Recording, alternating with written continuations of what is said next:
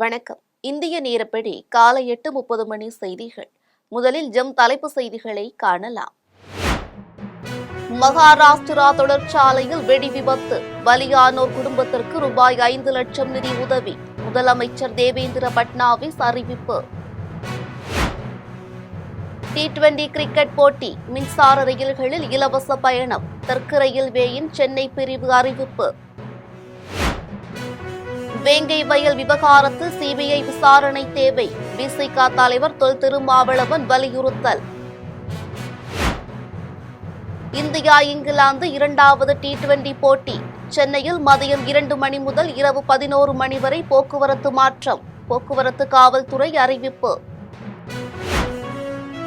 Israel மற்றும் Hamas போர் நிறுத்த ஒப்பந்தம், 2ஆம் கட்ட பெயர் பட்டியல் வெளியிட்ட ஹமாஸ் அமைப்பு. இரண்டாவது T20 கிரிக்கெட் போட்டி, இந்தியா இங்கிலாந்து அணிகள் இன்று மோதல். இனி விரிவான செய்திகளை காணலாம். மகாராஷ்டிரா தொழிற்சாலையில் ஏற்பட்ட வெடி விபத்தில் சிக்கி பலியானோர் குடும்பத்திற்கு ரூபாய் 5 லட்சம் நிதியுதவி வழங்கப்படும் என அம்மாநில முதலமைச்சர் தேவேந்திர பட்னாவிஸ் அறிவித்துள்ளார். மகாராஷ்டிர மாநிலம் பந்தரா மாவட்டத்தில் ராணுவத்திற்கு தேவையான ஆயுதங்களை தயாரிக்கும் தொழிற்சாலை செயல்பட்டு வருகிறது. இந்த தொழிற்சாலை வளாகத்தில் நேற்று திடீரென வெடி விபத்து ஏற்பட்டது. இதுகுறித்து தகவல் அறிந்து வந்த போலீசார் மற்றும் தீயணைப்பு குழுவினர் தொழிற்சாலையில் சிக்கியிருப்பவர்களை மீட்கும் பணியில் ஈடுபட்டனர்.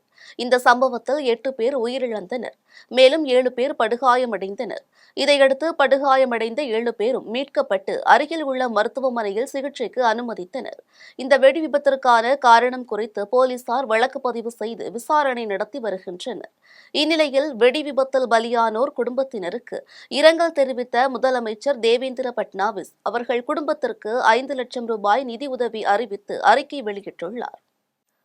T20 கிரிக்கெட் போட்டியில் இன்று கலந்து கொள்ளும் கிரிக்கெட் ரசிகர்களுக்கு இலவச புறநகர் ரயில் பயணத்தை தெற்கு ரயில்வேயின் சென்னை பிரிவு அறிவித்துள்ளது.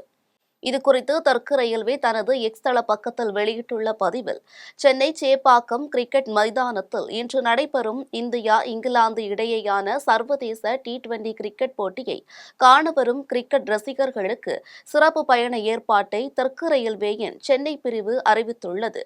மேலும் தெற்கு ரயில்வே தமிழ்நாடு கிரிக்கெட் சங்கத்துடன் இணைந்து போட்டியின் அனைத்து டிக்கெட் வைத்திருப்பவர்களுக்கும் புறநகர் ரயில்களில் இலவச பயணத்தை வழங்குகிறது.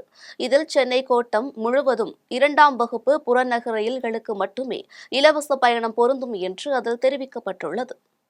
சென்னையில் இந்தியா இங்கிலாந்து T20 போட்டி நடைபெறுவதை ஒட்டி இன்று போக்குவரத்து மாற்றம் செய்யப்பட்டுள்ளது. ஜோஸ் பட்லர் தலைமையிலான இங்கிலாந்து கிரிக்கெட் அணி இந்தியாவில் சுற்றுப்பயணம் செய்து விளையாடி வருகிறது. இரு அணிகள் இடையேயான 5 போட்டி கொண்ட 20 ஓவர் தொடரில் கொல்கத்தாவில் நடந்த முதல் ஆட்டத்தில் இந்திய அணி 7 விக்கெட் வித்தியாசத்தில் வெற்றி பெற்றது. இதன் மூலம் 1-0 என்ற கணக்கில் முன்னிலையில் உள்ளது. இந்தியா இங்கிலாந்து அணிகள் மோதும் 2வது 20 ஓவர் ஆட்டம் சென்னை சேப்பாக்கம் MA சிதம்பரம் மைதானத்தில் இன்று நடக்கிறது. இந்தியா இங்கிலாந்து T20 போட்டி நடைபெறுவதை ஒட்டி சென்னையில் இன்று மதியம் 2 மணி முதல் இரவு 11 மணி வரை போக்குவரத்து மாற்றம் என போக்குவரத்து காவல்துறை அறிவித்துள்ளது. விக்டோரியா ஹாஸ்டல் சாலை செல்ல பாரதி சாலை வழியாக மட்டுமே வாகனங்கள் அனுமதிக்கப்படும் எனவும், வாலாஜா சாலையில் செல்ல அனுமதி இல்லை எனவும் தெரிவிக்கப்பட்டுள்ளது. பெல் சாலை ஒரு வழிப்பாதையாக இயக்கப்படும். பாரதி சாலையில் இருந்து பெல் சாலை செல்ல அனுமதிக்கப்படும் என்றும், குடியரசு தின ஏற்பாட்டின் காரணமாக நேப்பியர் பாலத்தில் இருந்து கண்ணகி சிலை வரை சாலைகள் மூடப்படும் எனவும் தெரிவிக்கப்பட்டுள்ளது. இஸ்ரேல் மற்றும் ஹமாஸ் போர் நிறுத்த ஒப்பந்தத்தின்படி விடுவிக்கப்படும் இஸ்ரேல் பயண கைதிகளின் 2ஆம் கட்ட பெயர் பட்டியலை ஹமாஸ் அமைப்பு வெளியிட்டுள்ளது. இஸ்ரேல் மற்றும் காசாவின் ஹமாஸ் அமைப்பு இடையிலான போர் 15 மாதத்திற்கு பிறகு முடிவுக்கு வந்துள்ளது. கடந்த 2023ஆம் ஆண்டு இஸ்ரேலுக்குள் புகுந்து ஹமாஸ் அமைப்பினர் தாக்குதல் நடத்தி 250க்கும் மேற்பட்டோரை பிணை கைதிகளாக பிடித்து சென்றனர்.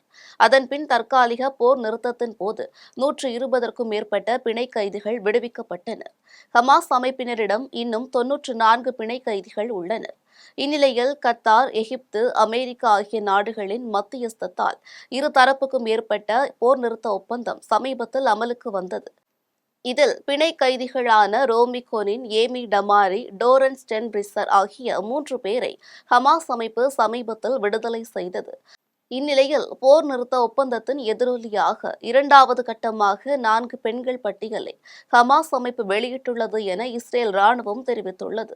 இவர்கள் அனைவரும் இஸ்ரேல் படைப்பிரிவை சேர்ந்தவர்கள் என கூறப்படுகிறது.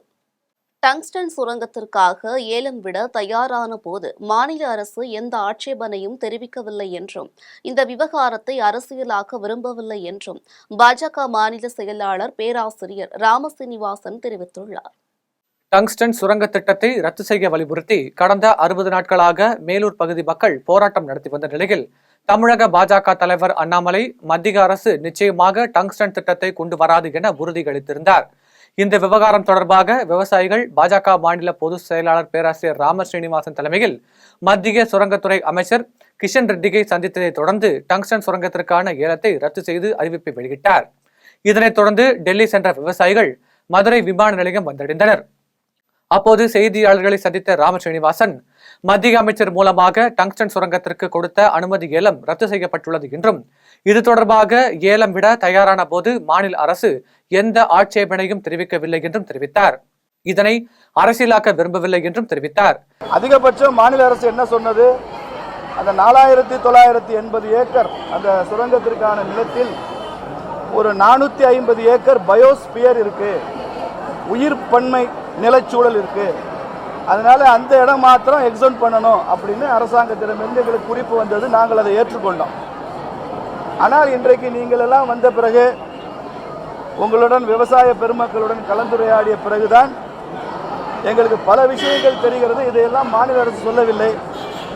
எங்களுடன் ஒரு 8 கிராமங்களை சார்ந்த ஊர் பெரியவர்கள், மரியாதைக்குரிய எங்கள் அன்பு சகோதரர்கள்லாம் வந்திருந்தாங்க. தம்பியெல்லாம் ஆங்கிலத்திலேயே பேசினார் அமைச்சரோட, பெரியவங்கெல்லாம் கூட இருந்தாங்க. அவங்கெல்லாம் என்ன சொன்னாங்க, 280 கோவில்கள் அந்த பகுதியில் இருக்கு, அவையெல்லாம் பாதிக்கப்படும். சமணர்களுடைய சமண பாரம்பரியத்தினுடைய அடையாளங்கள், கல்வெட்டுகள், சின்னங்கள் இருக்கின்றன.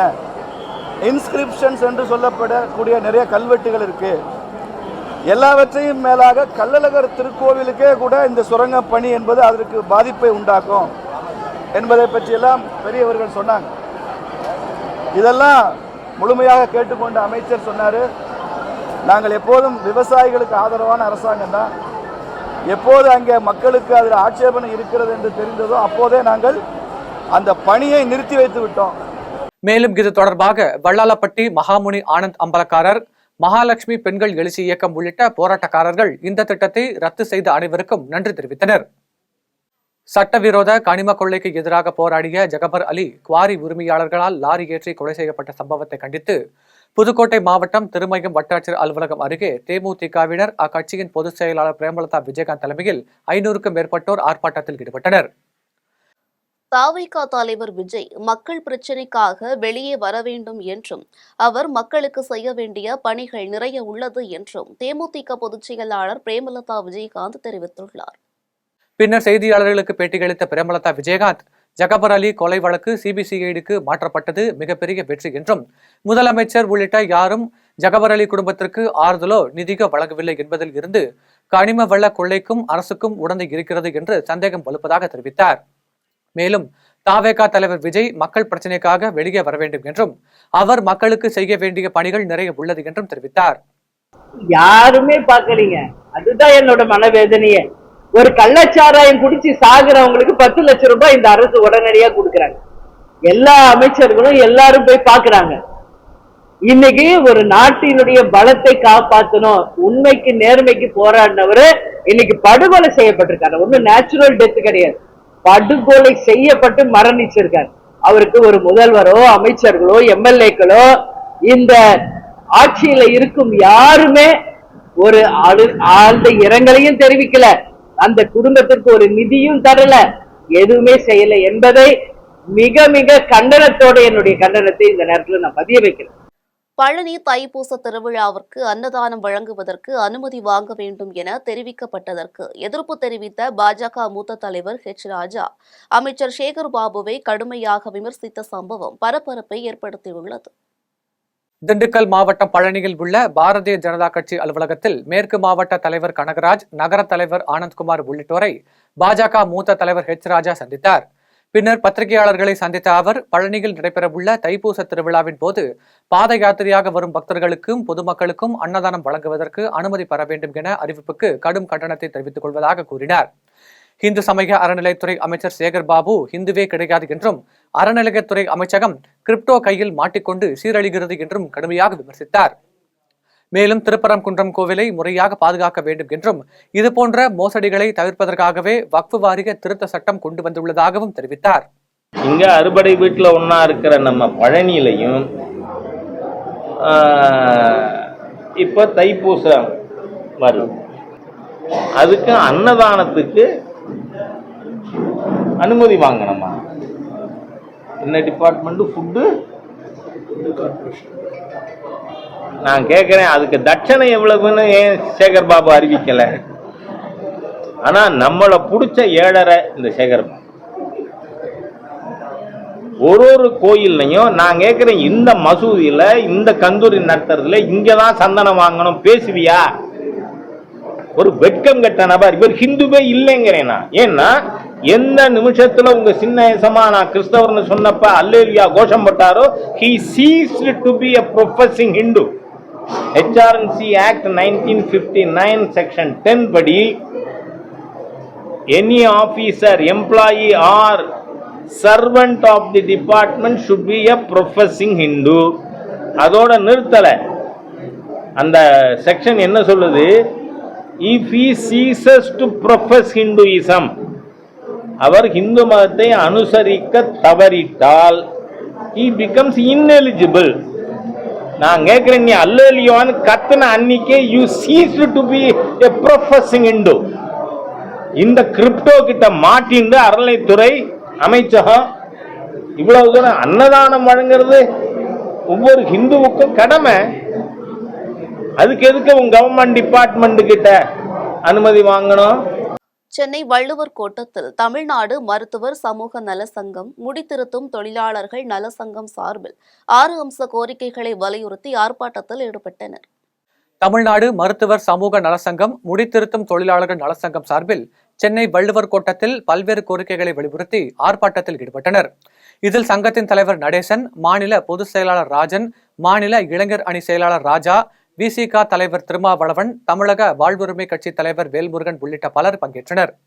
இதில் நலவாலிகத்தால் வழங்கப்படக்கூடிய உதவித் தொகைகளையும் ஓய்வூதிய தொகையும் உயர்த்தி தர வேண்டும், தமிழ்நாடு அறநிலைத்துறைக்கு உட்பட்ட திருக்கோவில்களில் பணிபுரியும் முடித்திருத்தும் தொழிலாளர்கள் மற்றும் நாதஸ்வரம், தவில் இசை கலைஞர்களையும் அரசு ஊழியர்களாக நியமிக்க வேண்டும் உள்ளிட்ட 6 அம்ச கோரிக்கைகளை வலியுறுத்தப்பட்டது. ஒவ்வொரு தமிழும் நீங்கள் அது ஒரு கடமையாக நீங்கள் கருத வேண்டும். உங்கள் கைகளில் இருந்த கத்தி உங்கள் பிள்ளை கைகளுக்கு செல்வது மட்டுமே லட்சியமாக இருக்கக்கூடாது என்பதை பார்வை, என்னுடைய புரிதல்.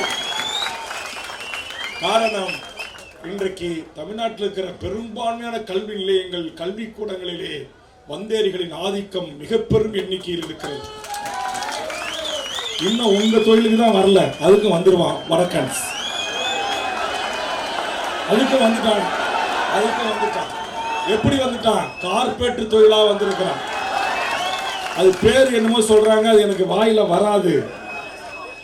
வந்தவாசி அடுத்த காட்டேரியில் 33 லட்சம் மதிப்பீட்டில் கட்டப்பட்ட புதிய வகுப்பறை கட்டிடத்தை ஆரணி நாடாளுமன்ற உறுப்பினர் MS தரணிவேந்தன், சட்டமன்ற உறுப்பினர் S அம்பேத்கர் திறந்து வைத்தனர்.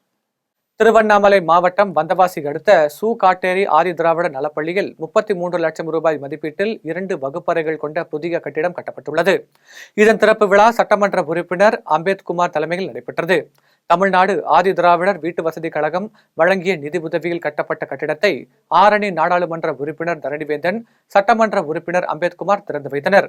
நிகழ்ச்சிக்கு பின்னர் அமைக்கப்பட்ட ஸ்மார்ட் வகுப்பை பார்வையிட்ட அவர்கள் மாணவர்களுடன் உரையாடினர். இந்த நிகழ்ச்சியில் வட்டார கல்வி அலுவலர் தரணி தலைமையில் ஆசிரியை தனலட்சுமி, தொள்ளாறு கிழக்கு ஒன்றிய கிழக்கு செயலாளர் இளங்கோவன், மத்திய ஒன்றிய திமுக செயலாளர் ராதா உள்ளிட்டோர் கலந்து கொண்டனர். புதுக்கோட்டை அருகே மனநலம் பாதிக்கப்பட்ட 15 வயது சிறுமியை பாலியல் வன்கொடுமை செய்த 19 வயது இளைஞரை காவல்துறையினர் போக்சோ சட்டத்தின் கீழ் கைது செய்தனர். புதுக்கோட்டை மாவட்டம் ஆலங்குடி அருகே உள்ள கீரமங்கலத்தை சேர்ந்த மனநலம் பாதிக்கப்பட்ட சிறுமி 10ஆம் வகுப்பு படித்து வருகிறார். இந்த நிலையில் கடந்த 20ஆம் தேதி பள்ளிக்கு சென்ற சிறுமி வீடு திரும்பாததால் சிறுமியின் பெற்றோர் கீரமங்கலம் காவல் நிலையத்தில் புகார் அளித்தனர். இதற்கிடையில் காணாமல் போன சிறுமியை பெற்றோர் தேடி கண்டுபிடித்தனர். பின்னர் சிறுமியிடம் பெற்றோர் நடத்திய விசாரணையில் இளைஞர்கள் சிலர் தன்னை கடத்திச் சென்று பாலியல் வன்கொடுமை செய்ததாக தெரிவித்தார். இதன் அடிப்படையில் நடைபெற்ற விசாரணையில் தஞ்சாவூர் மாவட்டம் பேராவூரணி முதுகாடு கிராமத்தை சேர்ந்த பெரியசாமி என்ற 19 வயது இளைஞர் சிறுமியை முதுகாடு பகுதிக்கு அழைத்துச் சென்று அங்கு உள்ள கோழிப்பண்ணையில் வைத்து பாலியல் வன்கொடுமை செய்தது தெரிய வந்தது. இதையடுத்து பெரியசாமியை கைது செய்த கீரமங்கலம் காவல்துறையினர் அவரை நீதிமன்றத்தில் ஆஜர்படுத்தி போக்சோ சட்டத்தின் கீழ் சிறையில் அடைத்தனர். கம்பத்தில் கஞ்சா வியாபாரிகள் வீட்டில் கஞ்சா தடுப்பு போலீசார் என கூறி வசூல் வேட்டையில் ஈடுபட்ட 4 பேரை காவல்துறையினர் கைது செய்தனர். தேனி மாவட்டம் கம்பம் பகுதியில் ஒரு பெண் காக்கி பேண்ட் அணிந்தும் மற்றொரு பெண் சாதாரண டிஷர்ட் பேண்ட் அணிந்தும் இளைஞர் ஒருவருடன் இணைந்து கம்பம் உத்தமபுரம் பகுதியில் உள்ள கஞ்சா வியாபாரிகளின் வீட்டிற்கு சென்று நாங்கள் போதைப் பொருள் தடுப்பு போலீசார் என கூறி சோதனை மேற்கொண்டுள்ளனர். அப்போது கம்பம் உத்தமபுரம் பகுதியில் 2-3 முன்னாள் கஞ்சா வியாபாரிகள் வீட்டில் சோதனை செய்வது போல் நடித்து மிரட்டி சுமார் 60,000 ரூபாய் வரை வசூல் செய்துள்ளனர். மேலும் இது சம்பந்தமாக உள்ளூர் போலீசாருக்கு தகவல் கொடுக்க கூடாது என எச்சரித்துள்ளனர். இதனால் சந்தேகமடைந்த கஞ்சா வியாபாரிகள் உள்ளூர் போலீசாருக்கு தகவல் கொடுத்தனர். தகவலறிந்து சம்பவ இடத்திற்கு விரைந்து வந்த கம்பம் வடக்கு போலீசார் 3 பேரை பிடித்து விசாரணை மேற்கொண்டதில் அவர்கள் தேனி மாவட்டம் சின்னமன்னூர் பகுதியை சேர்ந்த அன்னலட்சுமி, விஜயலட்சுமி, முத்துப்பாண்டி மற்றும் கருணாக முத்தன்பட்டியை சேர்ந்த சாமுண்டீஸ்வரன் ஆகியோர் என்பது தெரிய வந்தது. கம்பத்தில் கஞ்சா வியாபாரிகள் வீட்டில் கஞ்சா தடுப்பு பிரிவு காவலர்கள் என கூறி வசூல் வேட்டை செய்த சம்பவம் கம்பம் பகுதியில் பெரும் பரபரப்பை ஏற்படுத்தியுள்ளது. டெல்லி சென்று மத்திய அமைச்சரை சந்தித்து ஊர் திரும்பியவர்களுக்கு கிராம மக்கள் மேளதாளம் முழங்க ஆரத்தி எடுத்து உற்சாக வரவேற்பு அளித்தனர்.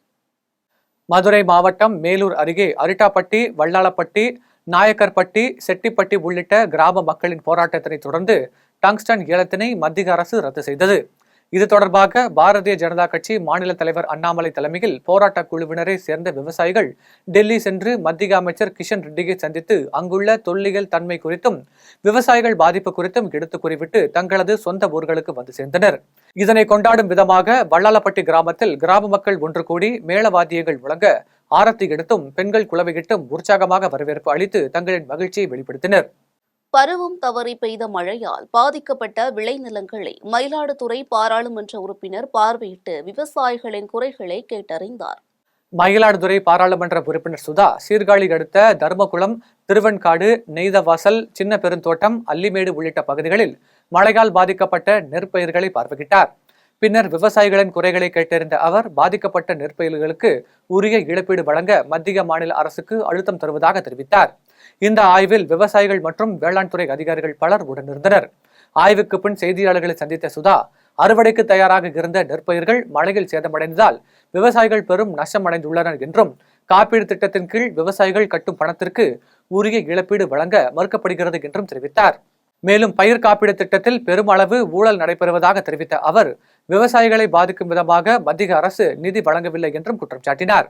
குறிப்பாக நமது ஏழை விவசாயிகள் எல்லாம் இன்சூரன்ஸ் பாதிக்கப்படுகின்ற அந்த விளைநிலங்களுக்கு இன்சூரன்ஸ் கட்டுறாங்க. ஆனா அதற்கான அந்த இழப்பீட்டு தொகை அது எப்ப பாதிக்கப்படும் பொழுது இழப்பீட்டு தொகை கேட்கும் போது அந்த இன்சூரன்ஸ் கம்பெனி காது கேட்காமல் கண் தெரியாமல் நடந்து கொள்வது என்பது மிகப்பெரிய ஊழல்.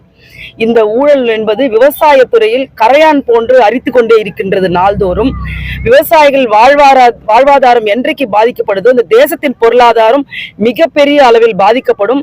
விவசாயிகளையும் விவசாய நிலத்தையும் இந்த மண்ணையும் காப்பாற்ற வேண்டியது எல்லாருடைய கடமை.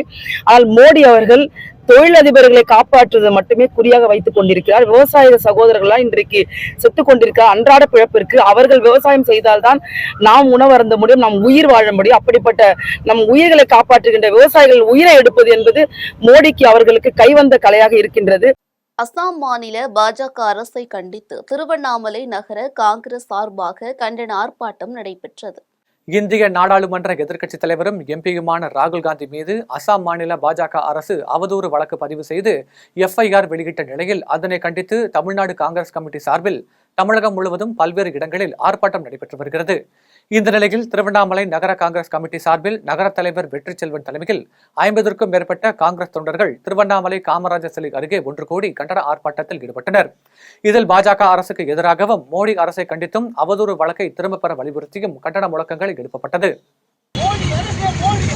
மோடி அரசே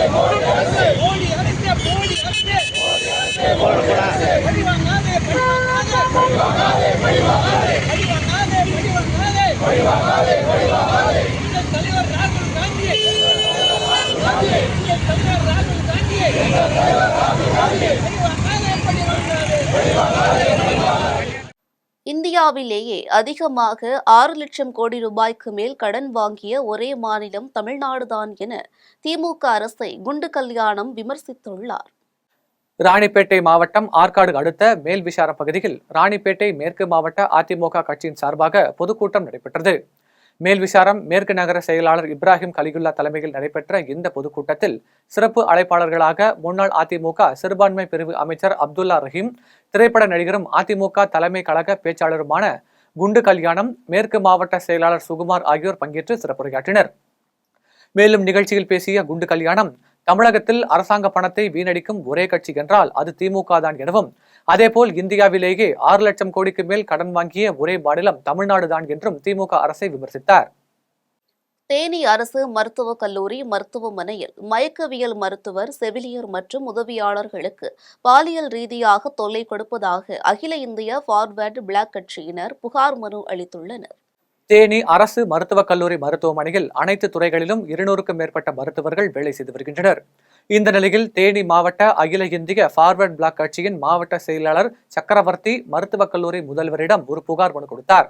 அந்த புகாரில் தேனி அரசு மருத்துவக் கல்லூரி மருத்துவமனையில் மயக்கவியல் மருத்துவர் ஒருவர் செவிலியர்கள் மற்றும் பெண் உதவியாளர்களுக்கு பாலியல் ரீதியாக தொந்தரவு கொடுப்பதாகவும், தொலைபேசியில் தொல்லை செய்வதாகவும், அவரால் பாதிக்கப்பட்ட ஒரு செவிலியர் தங்களிடம் உரிய ஆதாரத்துடன் புகார் அளித்துள்ளதாகவும், எனவே சம்பந்தப்பட்ட மருத்துவர் மீது உரிய நடவடிக்கை எடுக்க வேண்டும் என குறிப்பிட்டுள்ளார். இந்த சம்பவம் தொடர்பாக தேனி அரசு மருத்துவக் கல்லூரி முதல்வரிடம் புகார் கொடுத்த பின்னும் பாதிக்கப்பட்ட செவிலியரிடம் சம்பந்தப்பட்ட டாக்டர் தொலைபேசியில் தொடர்பு கொண்டு மிரட்டி உள்ளதாக அந்த புகாரில் தெரிவிக்கப்பட்டுள்ளது.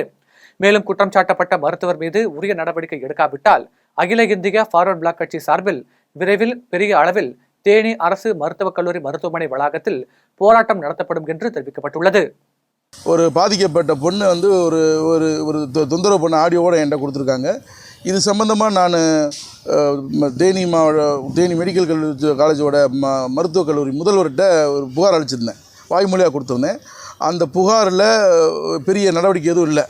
அதனால் நான் மாவட்ட ஆட்சித்தலைவர்கிட்டையும் மெடிக்கல் போர்டுக்கு ஒரு கம்ப்ளைண்ட் கொடுத்துருந்தேன். அந்த கம்ப்ளைண்ட்டில் இன்றைக்கி ஒரு என்கொயரி போட்டிருந்தாங்க. அந்த என்கொயரிலையுமே பெரிய சிறப்பாலாம் ஒன்றும் இருக்கிற மாதிரி தெரியல. அந்த பாதிக்கப்பட்ட பெண்ணுக்கு எதுவும் நடவடிக்கை இருக்குமானா இல்லை.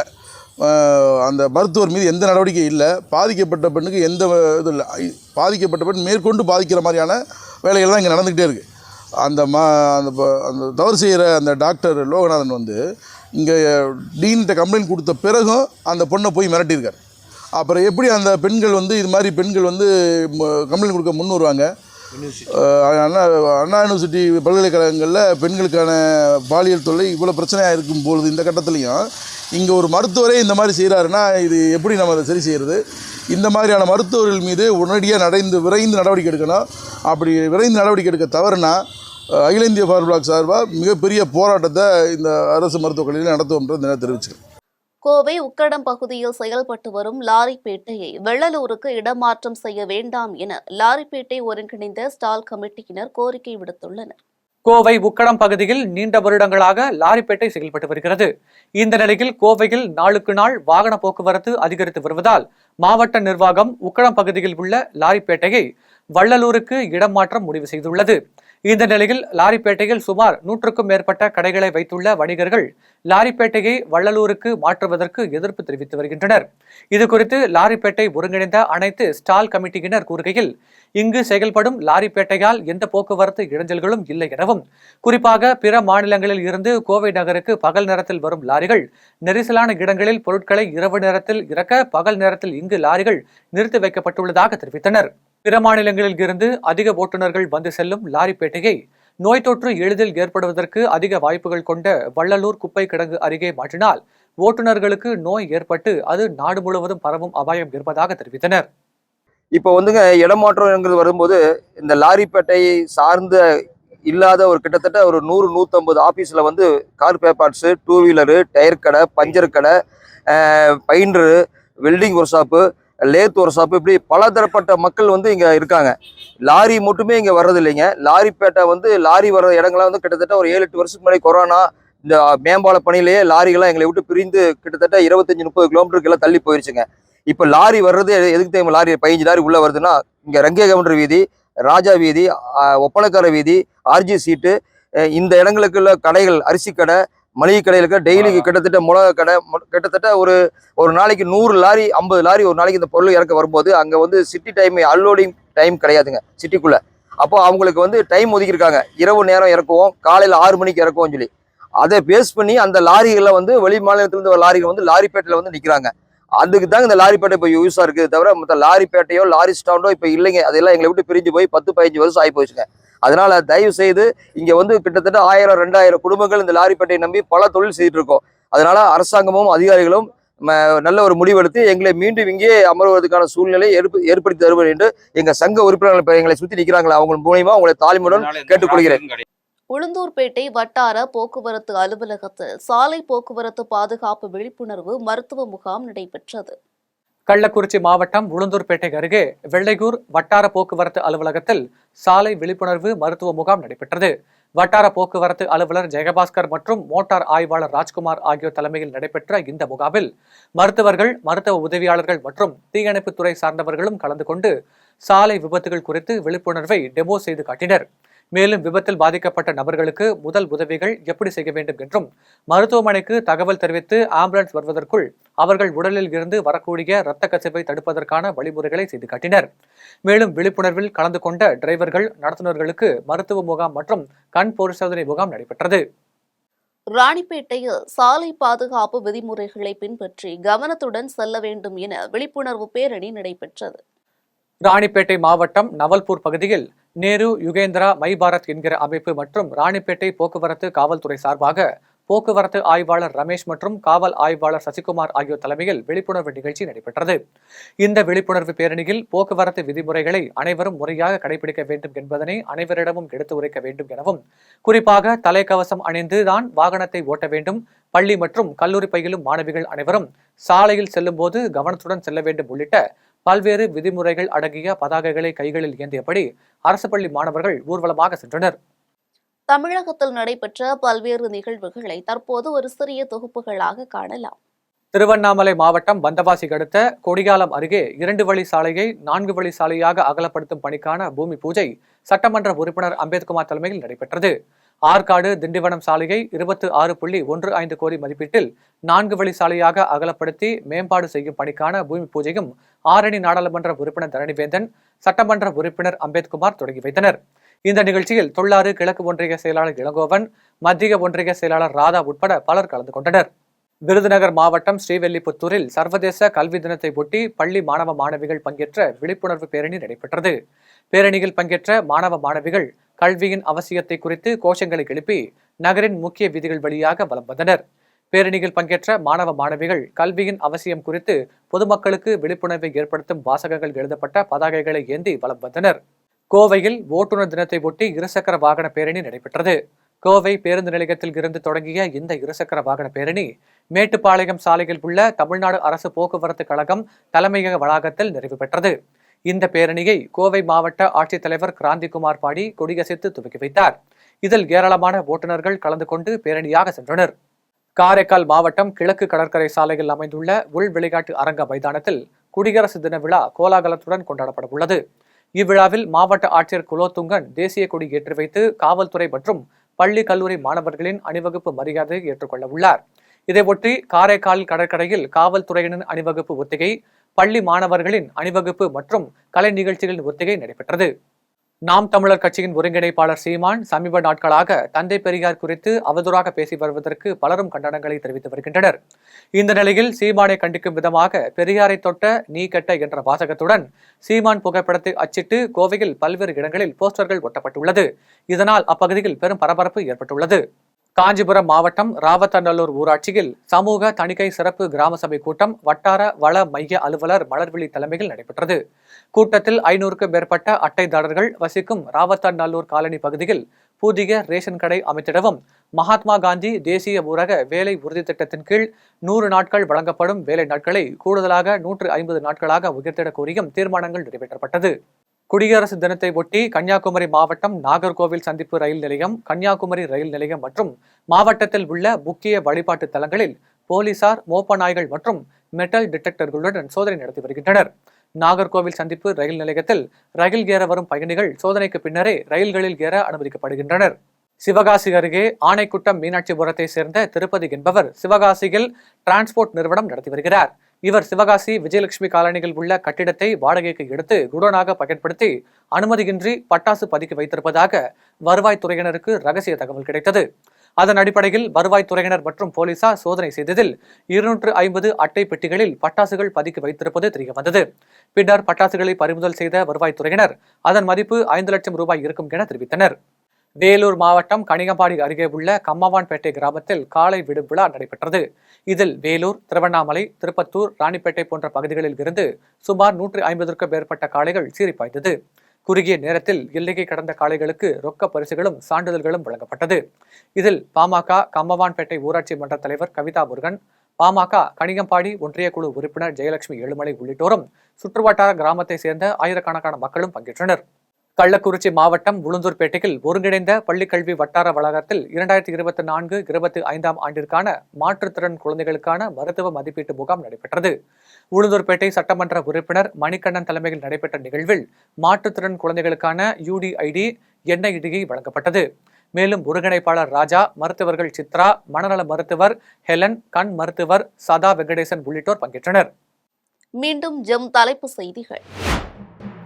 மகாராஷ்டிரா தொழிற்சாலையில் வெடி விபத்து, பலியானோர் குடும்பத்திற்கு ரூபாய் 5 லட்சம் நிதி உதவி, முதலமைச்சர் தேவேந்திர பட்னாவிஸ் அறிவிப்பு. T20 கிரிக்கெட் போட்டி, மின்சார ரயில்களில் இலவச பயணம், தெற்கு ரயில்வேயின் சென்னை பிரிவு அறிவிப்பு. வேங்கை வயல் விவகாரத்தில் CBI விசாரணை தேவை, விசிக தலைவர் தொல் திருமாவளவன் வலியுறுத்தல்.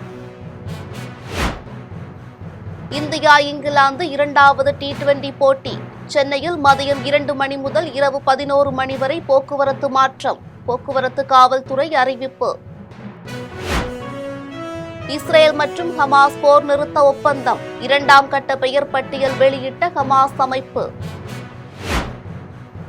2வது T20 கிரிக்கெட் போட்டி, இந்தியா இங்கிலாந்து அணிகள் இன்று மோதல். இத்துடன் ஜெம் செய்திகள் நிறைவடைகின்றன. மீண்டும் ஜெம் செய்திகள் மதியம் 1:30 மணிக்கு. செய்திகளை உடனுக்குடன் காண gemlive.tv என்ற இணையதளத்தில் இணைந்திருங்கள். நன்றி, வணக்கம்.